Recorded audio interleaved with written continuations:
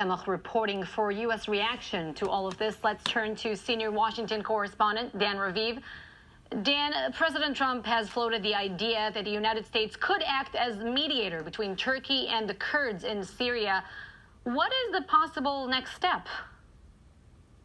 This has gotten to be a really big deal. The Trump administration is absolutely calling for a ceasefire. We've just gotten Turkish reports from the media in that country that Turkey's President Erdogan says, no, a ceasefire isn't possible. But tomorrow, Wednesday, America's Vice President Mike Pence, along with Secretary of State Mike Pompeo, and other officials, including a special ambassador, Jim Jeffrey, and we expect Robert O'Brien, who's the fairly new national security advisor, will all go to Turkey. The White House issued a photo of those men, apparently looking like serious men, thinking seriously about what the next step ought to be. They'll all go to the Turkish capital to urge President Erdogan, as Pence put it, to stop the invasion, enact an immediate ceasefire, and begin negotiations to restore peace and stability. Pence and also Senator Lindsey Graham said they actually listened to a phone call Monday between President Trump and President Erdogan, in which the Turkish leader supposedly agreed that he won't send Turkish forces into one of those Kurdish strongholds in Syria, any place near the city of Kobani. Now, don't forget that Turkey claims that in part its goal is to stabilize part of Syria so that several million Syrian refugees can be moved from Turkey back into Syria. Tal? Meanwhile, Dan, on the ground in Syria, Russia has taken the role of the power broker in the region. What does it mean? I would have to say at the Trump White House, the answer is kind of, so what? Yes, President Trump, with some sarcasm, even tweeted about that. He said that anyone who wants to help Syria protecting the Kurds is good with me, whether it's Russia, China, or Napoleon Bonaparte.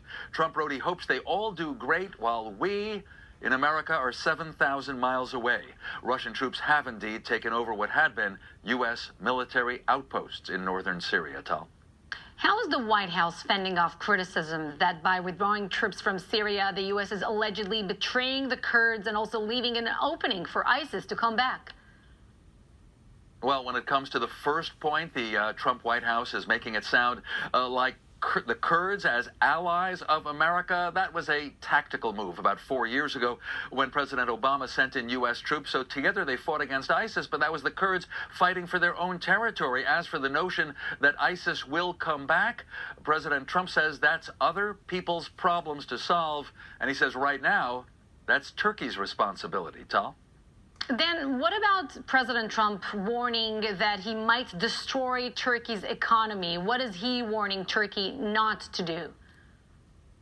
Well, he hasn't been specific. He has said that he wants Turkey to be humane, and now there is that mediation effort with Vice President Pence and the Secretary of State going to Turkey. Trump already has imposed some financial sanctions against some Turkish officials and indeed warns that more could follow. And the White House is insisting that President Trump did not give a green light to Turkey to invade northern Syria, even though most of the world felt that it was a green light back on Sunday, October 6th. The president, according to the White House, just didn't feel it's worth endangering the lives of U.S. troops to stop Turkey from doing something that Turkey was eventually going to do. Tal? Dan, in the 10 seconds we have left, do you think that Syria is an issue that would come up in tonight's debate?